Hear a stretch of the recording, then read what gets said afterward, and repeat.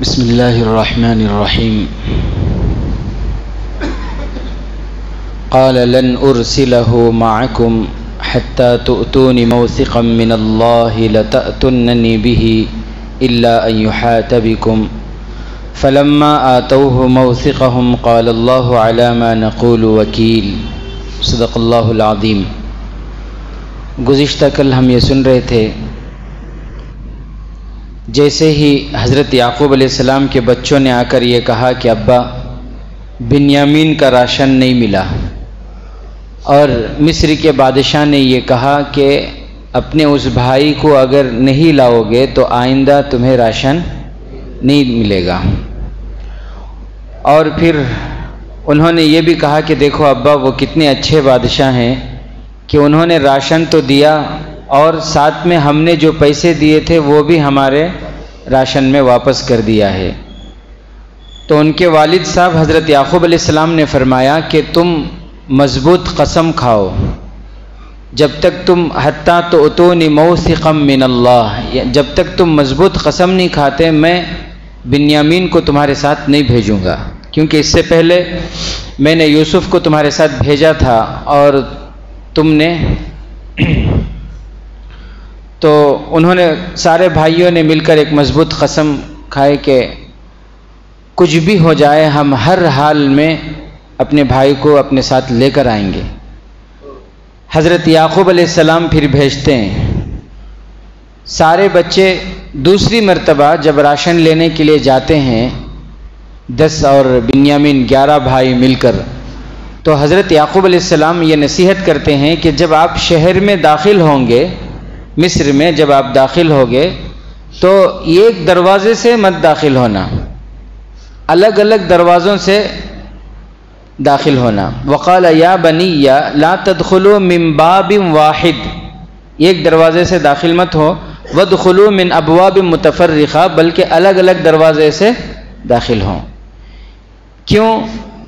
کیونکہ اگر سب 11 کے 11 بھائی ایک ہی دروازے سے داخل ہوں گے تو ہو سکتا ہے کسی کی نظر لگ جائے، کسی کی نظر لگ جائے، کیونکہ بھائی کس کے تھے؟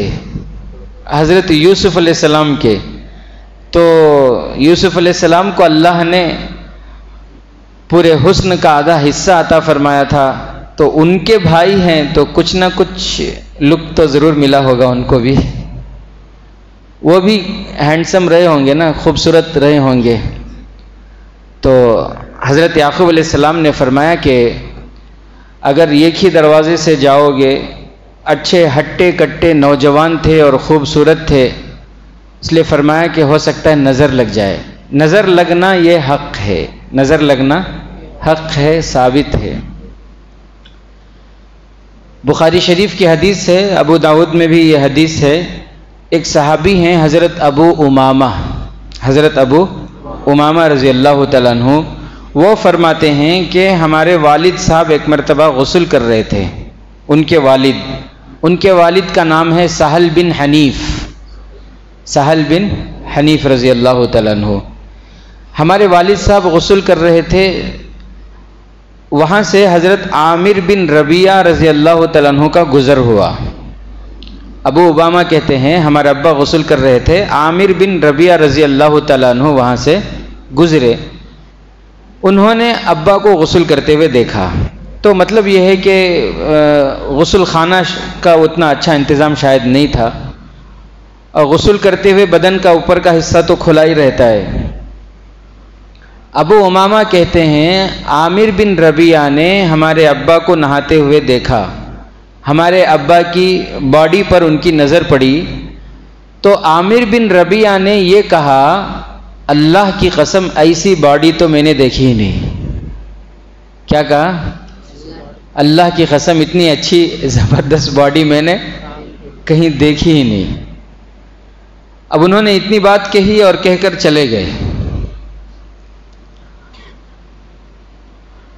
ابو امامہ رضی اللہ تعالیٰ عنہ کہتے ہیں کہ ابا حمام سے ہی بیمار ہونا شروع ہو گئے، حمام سے ابھی غسل سے فارغ ہو کے آئے نہیں، اسی وقت سے کمزوری شروع ہوئی، اس کے بعد بیمار ہوئے، اور بیمار ہوتے ہوتے اتنے سخت بیمار ہو گئے کہ بیٹھے بیٹھے بے ہوش ہو کر گر جاتے تھے، چلتے چلتے بے ہوش ہو کر گر جاتے تھے۔ میں اللہ کے نبی صلی اللہ علیہ وسلم کے پاس لے کر گیا کہ اللہ کے نبی، ابا کی یہ حالت ہے۔ اللہ کے نبی صلی اللہ علیہ وسلم نے پوچھا کہ کیا ہوا، تم کو کوئی بات یاد ہو تو بتاؤ۔ عامر بن ربیعہ کی وہ بات ان کو یاد آئی۔ ابو امامہ کو انہوں نے کہا کہ اللہ کے نبی، ابو غسل کر رہے تھے، عامر بن ربیعہ رضی اللہ تعالیٰ عنہ وہاں سے گزرے، انہوں نے یہ کہا کہ ایسی خوبصورت اور ایسی جو ہے باڈی میں نے، ایسا جسم تو میں نے دیکھا ہی نہیں، اتنا کہا۔ اس کے بعد سے ہی وہ بیمار ہونا شروع ہوئے۔ تو اللہ کے نبی صلی اللہ علیہ وسلم ایک صحابی کو بھیجے کہ جاؤ عامر بن ربیعہ کو بلا کر لاؤ۔ عامر بن ربیعہ آئے تو اللہ کے نبی صلی اللہ علیہ وسلم نے فرمایا کہ عامر، کیا تم اپنے بھائی کو قتل کرنا چاہتے ہو؟ کیا فرمایا؟ کیا تم اپنے بھائی کو قتل کرنا چاہتے ہو؟ کوئی اچھی چیز دسے، کسی کی کوئی خوبی نظر آئے، کوئی نعمت کسی کی جو ہے دکھے تو فوراً اس وقت کیا کرنا چاہیے؟ سبحان اللہ، ماشاء اللہ، بارک اللہ، یہ الفاظ کہنا چاہیے، ماشاء اللہ۔ اس سے کیا ہوتا ہے؟ انسان کی نظر نہیں لگتی۔ تو اللہ کے نبی نے فرمایا عامر، کیا تم اپنے بھائی کو قتل کرنا چاہتے ہو؟ تم نے برکت کی دعا کیوں نہیں دی؟ یعنی اگر تم برکت کی دعا دیتے تو ختم بات، یہ نوبت نہیں آتی تھی۔ تو معلوم یہ ہوا کہ نظر، اسی لیے بخاری شریف کی حدیث سے اللہ کے نبی صلی اللہ علیہ وسلم نے فرمایا العین حق، العین حق، کہ نظر کا لگنا یہ حق ہے، لیکن اس کے لیے اتنا زیادہ وہمی بھی بننے کی ضرورت نہیں ہے نا۔ حضرت یعقوب علیہ السلام نے فرمایا کہ سارے بھائی ایک ہی دروازے سے مت جاؤ، اگر جاؤ گے تو مجھے، میرے دل میں یہ کھٹکا ہے کہ ہو سکتا ہے نظر لگ جائے۔ حقیقت میں تو وہی ہوگا جو منظور خدا ہوگا، حقیقت میں وہی ہوگا جو خدا کو، میرے دل میں ایک کھٹکا ہے، بہتر یہ ہے کہ آپ الگ الگ دروازے سے جاؤ۔ آج ہم لوگ بہت زیادہ، نظر سے بھی زیادہ خطرناک چیز وہم، نظر سے بھی زیادہ خطرناک چیز کیا ہے بولو؟ وہم۔ صبح کو اٹھ کو ڈھنگ سے منہ دھویا نہیں تھا، گاڑی اٹھایا، برابر رستہ دسا نہیں، گر گا، اوہ کس کی نظر لگی ہے، صحیح بات۔ ٹائلس میں وہاں پانی پڑ کو ہے، بارش ہو کو، آہستہ دیکھ کو سنبھل کو جانا تھا، صحیح بات۔ کہاں بیان شروع ہونے سے پہلے بھاگنا کو، اسپیڈ میں جانے جا گر جا کو، کس کی نظر لگی کہ مجھے، صحیح بات۔ بچے خاص طور سے یہ 1.5 سال کے بعد جب انہیں چلنا پھرنا شروع کر لیتی تو ان کی ایک عمر رہتی ہے گروتھ ہونے کی، بڑھنے کی، ہر چیز ان کی جو ہے وہ بہت تیزی کے ساتھ ان کی بڑھتے رہتی ہے، تو اس میں انہوں ناچتی کودتی، فطرتی طور پر وہ رہتا ہے۔ وہ اگر بچہ 2-2.5 سال کا ہو رہا ہے، اس کے باوجود بھی اس کے اندر شرارت نہیں آ رہی ہے، ناچنا کودنا نہیں ہے، ایک دم بزرگ بنا ہوا ہے، تو اسے علاج کرنا، اسے ڈاکٹر کے نے دکھانا اس کے۔ اب بچے ناچتی کودتی، اب گرتے ہی فوراً اماں کے بمڑے، ایو کس کی نظر لگی کہ نہ میرے بچے کو، صبح کو وہاں گری، شام کو یہاں گری، دوپہر کو وہاں گری، خالی گر رہی ہے حضرت، ذرا پانی دم کر کو دے اللہ۔ یہ وہم کی بیماری بہت بڑی بیماری، اللہ تعالیٰ ایک زندگی عطا فرمایا، وہم کو ذہن سے نکال ڈالو۔ یہ وہم کی وجہ سے کیا ہوتا ہے، زندگی بہت مشکل سے گزرتی ہے۔ یہ ہمیں مسلط کر لی سو ہمارے اوپر، پورے چیزاں ختم ہونے کے بعد استعمال کے لائق نہیں رہتے، اس کے بعد کہاں جاتے وہ چیزاں؟ بھائی بولو نا، کہاں جاتے؟ گجری کو، گجری میں دیکھا تو نیمبو امی مرچیں رکھو ہی، ارے اس کی کیا بھی قصہ ہے، تو ہماری گجری کو نظر نہیں لگا، پورے چیزاں کو نظر لگ لگ کو یہاں آ گئے سو یہاں گجری کو اب یہاں بھی نظر نہیں لگنے۔ بھئی پورے جب اچھے تھے نظر لگ لگ کچھ نہ، یہ نوبت آ کو گجری کو آ کو ہے، اب یہاں بھی نظر نہیں لگنا، بولے تو ہر کان جانا انہیں۔ بہت سے ہمارے نوجوان ماشاءاللہ اللہ تعالیٰ ان کی کمائیوں میں خوب برکت دے، محنت کرتی، وہ گاڑی 4 چکوں کی گاڑی آتی ہے نا، میں کیا بھی انسلٹ نہیں کر رہا ہوں، ان کی بے عزتی نہیں کر رہا ہوں، ان کی کمائی ہے، کماتی ہیں، اللہ خوب برکت دے، اللہ زندگی میں کسی کا محتاج نہ بنائے، اللہ گھر کی ساری ضرورتوں کو پورا کرے۔ بیچارے دن بھر جو ہے محنت کرتی، پورا گلی پھرتی، محنت کی کمائی، بہت اچھی کمائی، اللہ کے نبی کی فضیلت ہے اس میں، حلال کمائی، لیکن وہمی رہے تو کیا ہوا، نیچے دیکھے تو انہوں بھی نیمبوا مرچیں رکھو ہی، نہیں تو چپل کون سا کی پرانا لٹکا کو رکھو ہی، کیا تو نظر نہیں لگنا بول کو۔ اللہ کے بندے لاری کو نظر رکھو، یہ چار چک یہ چھوٹی یہ ہوئی ہے سو تمہاری یہ، اب اسے نظر لگی تو کیا ہونا، قبرستانی جانا سیدھا۔ بہت سے لوگ وہمی ہوتے ہیں، تو وہمی یہ کیا ہے، اللہ کی طرف سے نہیں بلکہ ہمیں خود اپنے زندگی کو ایک عذاب بنا لے رہی۔ اللہ جو ہے آرام سے جیو بولے لیکن ہمیں ڈر کو جی رہی، ہاتھا میں ایک تعویذ، گلے میں ایک تعویذ، کمر میں ایک تعویذ، پاؤں میں ایک تعویذ، تکیے کے نیچے ایک، گیٹ کے نے ایک، گاڑی میں ایک، کان دیکھو پرس کے اندر ایک، اللہ نہیں بات۔ وہمی بننے کی ضرورت نہیں ہے، نظر لگ جائے آسان علاج ہے، اللہ کے نبی صلی اللہ علیہ وسلم سورہ فلق سورہ ناس پڑھ کر دم کر لو، بس ہو گیا اس کا علاج، سورہ فلق اور سورہ ناس سے۔ اعوذ بکلمات اللہ التامہ ومن کل شیطان وہامہ ومن کل عین لامہ، بخاری شریف کی یہ دعا ہے، یہ پڑھ لیں، مشکل معلوم ہو رہا ہے سورہ فلق سورہ ناس پڑھ لیں، بات سمجھ رہے ہیں، علاج قرآن میں حدیث میں موجود ہے۔ بہرحال حضرت یعقوب علیہ السلام نے اپنے بچوں سے کہا کہ آپ الگ الگ دروازے سے داخل ہوں۔ جب وہ لوگ گئے الگ الگ دروازے سے اندر داخل ہوئے، شہر مصر کے اندر جب داخل ہوئے، حضرت یوسف علیہ السلام نے اپنے بھائی بنیامین کو الگ سے بلا کر ان سے کہا کہ میں تمہارا بھائی یوسف ہوں، میں تمہارا بھائی یوسف ہوں۔ بنیامین چھوٹے تھے، ان کو معلوم تھا کہ بھیا کو دوسرے بھائیوں نے مل کر کنویں میں ڈال دیا، بہرحال یہ مطلب کنویں میں ڈالا تو انہیں معلوم نہیں تھا، بہرحال انہوں نے وہ کرتا لا کر دکھایا تھا کہ ہمیں یہ کرتا ملا ہے جس میں خون لگا ہوا تھا۔ تو حضرت یوسف علیہ السلام سیاق و سباق سے یہ پتہ چلتا ہے کہ دوسرے جو بھائی تھے وہ بنیامین کو بھی ستاتے تھے، بنیامین کو بھی ستاتے رہتے تھے، ظلم کرتے رہتے تھے۔ تو حضرت یوسف علیہ السلام نے فرمایا نا امید ہونے کی ضرورت نہیں، گھبرانے کی، فکر کرنے کی ضرورت نہیں، میں تمہارا بھائی یوسف ہوں اور میں کسی بہانے سے تمہیں اپنے پاس رکھوں گا، کسی بہانے سے تمہیں اپنے پاس رکھوں گا، ابھی جاؤ ان کے ساتھ۔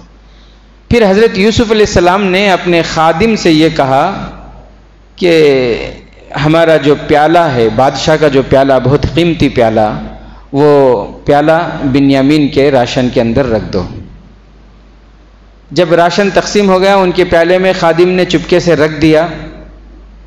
جب وہ لوگ جانے لگے، شہر سے ابھی باہر نکلے، فوراً بادشاہ کا ایک خادم آیا اور آ کر آواز لگایا کہ اے لشکر والوں، اے قافلہ والے، رک جاؤ، تم لوگ چور ہو، بادشاہ کا پیالہ، قیمتی پیالہ چوری ہو گیا ہے۔ بادشاہ کا کیسا پیالہ؟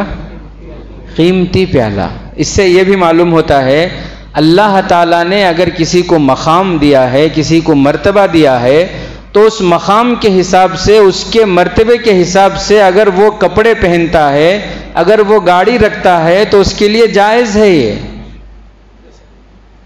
مولوی صاحب کہتے کارا میں آرندے بھائی، صحیح بات ہے، بولتے نہیں یا مفتی صاحب وہ کپڑے دیکھے تو کیا میچنگ یہ پہنتے رہتی ہیں کیا، وہ صدریاں، کپڑے، اچھے کپڑے پہننا، اچھے پوشاک پہننا، یہ شریعت میں اس کا حکم ہے۔ پھٹے پرانے کپڑوں میں رہنے کا کہیں بھی حکم نہیں ہے۔ حضرت پھر بات لمبی ہو جائے گی، تو بہرحال اتنی بات۔ اب اگر آپ کی طرف سے اشکال ہو، حضرت عمر رضی اللہ تعالیٰ عنہ امیر المومنین تھے، بادشاہ ہونے کے باوجود بھی پیون لگے کپڑے پہنتے تھے، کر کو اشکال ہوا تو وہ ایک الگ ٹاپک ہے۔ حضرت عمر کیوں پہنتے تھے، وہ کس درجے کو پہنچے ہوئے تھے، وہ الگ ٹاپک ہے۔ اللہ تعالیٰ نے امت کو یہ حکم نہیں دیا کہ تم پرانے پھٹے کپڑے پہنے رہو، پیون لگے کپڑے پہنے رہو، یہ حکم امت کے لیے نہیں ہے۔ امیر معاویہ رضی اللہ تعالیٰ عنہ ہمیشہ عمدہ لباس پہنتے تھے۔ غالباً حضرت عمر رضی اللہ تعالیٰ عنہ نے ایک مرتبہ ان کو تنبیہ کی کہ آپ اتنے اچھے لباس کیوں پہنتے ہیں؟ تو انہوں نے بتایا کہ میں جس علاقے میں رہتا ہوں اس علاقے کا یہ مزاج ہے کہ اگر کپڑے اچھے نہ ہوں تو یہ اچھا انسان ہے بول کر ہی تصور نہیں کرتے، اگر کپڑے ڈھنگ کے نہ ہوں تو پھر وہ امیر مانتے ہی نہیں۔ ہمارے یہاں بھی ووشنا مزاج ہے، سو ہمیں انسان کو کیسا پہچانتی ہیں؟ اس کی گاڑی سے۔ کتنے بھی اچھے علم والا، اچھے عمل والا، تقوی والا، پرہیزگار ہے، پرانے پھٹے کپڑے پہن لے کو، ٹوٹے چپلاں پہن لے کو، ہمارے محلے کو آگے تو نو کون تو عزت کرتی عزت نہیں کرتے، ہمیشہ نہیں کرتے نا، کہ تو معلوم کون ہی کی وہ کیا تو بھی رہندے BMW میں صحیح بات سوٹ بوٹ پہن لے کو۔ ایک دو تین آدمیوں کو اب بھی رمضان سے پہلے ایک جگہ استقبال رمضان کے نام سے ایک شہر میں منڈیا کے ہی ایک تعلق ہے جو مالدار تعلق ہے، اس تعلق میں دعوت تھی، وہاں گئے۔ منڈیا کے مفتی صاحب کو بلا کے سو بیان کے واسطے۔ اب بیچارے مفتی صاحب کیا کرے، اپنے ایک ساتھی کے ساتھ ایک چھوٹی کار میں گئے۔ وہاں جو دوسرے علماء کو بھی بلائے تھے بنگلور وغیرہ سے، تو علماء کے واسطے VIP ایک گیٹ بنا کی، وہاں سے ان کے کارن جانا سو۔ تو معلوم ہو کو ادھر سے جانے کی کوشش کرے تو وہاں واچ مین کھڑا دل ہے، یہ چھوٹی کار یہاں کہیں کی وجہ نگر کھڑو، یہاں تم نہ اجازت نہیں ہے، یہاں خالی VIP آنا سو گھر کو۔ وہ اللہ بھلا کرے، وہاں سے کون کی ایک آدمی دیکھ دل کو بھاگ کو آکو نو ہے نہیں بھائی نو مفتی صاحب منڈیا کے بھیجو گھر کو۔ تو پہچان کیسا کر رہی سمے کپڑے سے، صحیح بات، کپڑوں سے، گاڑی سے ایسا پہچان ہو رہی ہے۔ تو شریعت نے ہمیں اجازت دی ہے کہ ہم اپنے اعتبار سے اچھے کپڑے پہنیں اور اپنے اعتبار سے اچھی گاڑی، سہولت کی سواری رکھیں۔ بات چل رہی تھی حضرت، تو اس نے آ کر یہ ندا دی کہ رک جاؤ قافلے والوں، تم چور ہو، بادشاہ کا قیمتی پیالہ تم نے چرا لیا ہے۔ تو قافلے والے رکے، سب کے سب نبی کے بیٹے تھے نا، انہوں نے کہا کہ اللہ کی قسم ہم چور نہیں ہیں۔ نبی کے بیٹے چور ہو سکتے ہیں کیا؟ نہیں ہو سکتے۔ وہ الگ بات ہے کہ حسد میں، جلن میں انہوں نے اپنے بھائی حضرت یوسف کو کنویں میں ڈال دیا تھا، لیکن وہ حسد بھی، وہ جلن بھی کس وجہ سے تھی؟ دنیا کی وجہ سے نہیں، مال حاصل کرنا بول کو نہیں، دولت حاصل کرنا، پراپرٹی حاصل کرنا، اس کے واسطے نہیں، ابا کی محبت ہمارے طرف ہونا، ابا کی توجہ ہمارے طرف ہونا۔ یوسف کو ہٹائے تو دور کرے تو ابا کی توجہ ملتی ہے، کتنی بڑی بات یہ ہے۔ تو بڑے ان لوگوں کی غلطی بھی بڑی تھی۔ بہرحال تو نبی کے بیٹے تھے، انہوں نے کہا کہ اللہ کی قسم ہم چور نہیں ہیں، وما کننا سارقین، ہم چور نہیں ہیں۔ تو اس نے کہا کہ تمہارے سامان کی تلاشی ہوگی، اگر وہ بادشاہ کا پیالہ مل گیا تو۔ اس زمانے میں چور کی سزا یہ تھی کہ اگر تمہارے گھر میں کسی چور نے چوری کی اور وہ پکڑا گیا تو انہیں تمہارا غلام، تمہیں چاہے تو پوری زندگی اسے کیا کرنا، کب تک چاہتی تب تک اس سے کام لے سکتی، کھیتاں کا، گھر کا، دکان کا کیا ہونا اسے، یا نہیں تو تمہیں بیچ بھی سکتی۔ بات سمجھ رہے ہیں؟ وہ تمہارا غلام ہونے، یہ سزا تھی اس وقت۔ تو اس نے کہا کہ اگر پیالہ تمہارے تھیلی میں، تمہارے سامان میں اگر پیالہ مل گیا تو، بھائیوں نے کہا کہ اگر مل گیا تو جس کے تھیلی میں ملا وہ تمہارا۔ کہا ٹھیک ہے۔ پھر بعد میں جو ہے راشن، وہ تھیلی جب ان کے چیک کیے ان کا، تو پھر بنیامین کے تھیلی سے وہ پیالہ نکلا۔ اب سارے بھائی، اب ان کے وہم و گمان میں بھی نہیں تھا، کیونکہ چوری یہ بہت ہی نیچ حرکت ہوتی ہے، بہت ہی گھٹیا حرکت ہوتی ہے، انبیاء کے بیٹے وہ حرکت ہرگز بھی نہیں کر سکتے۔ تو سارے کے سارے حیران ہو گئے، سارے بھائی، اور سب کہنے لگے ان ابان کے جن کے جو ہے ابا ہیں بہت بوڑھے ہو چکے ہیں، ابا ہیں بہت بوڑھے ہو چکے ہیں، کمزور ہو چکے ہیں، اس لیے ہم میں سے آپ کسی کو بھی رکھ لیں، ہم 10 بھائی ہیں، بنیامین کو آپ چھوڑ دیں، ہم میں سے جس کے اوپر بھی آپ ہاتھ رکھیں ہم رہنے کو، غلام بننے کو تیار ہیں، ان کو چھوڑ دیجئے، کیونکہ ابا ان کی جدائی برداشت نہیں کر سکتے، بہت کمزور ہو گئے، بہت بوڑھے ہو گئے۔ جب اس نے یہ بات سنی تو پھر کیا ہوا، کیا اس نے ان کی بات مان لی یا نہیں، انشاءاللہ آئندہ کل آپ کے سامنے بیان کریں گے۔ سبحان اللہ و بحمدہ، سبحانک اللہم۔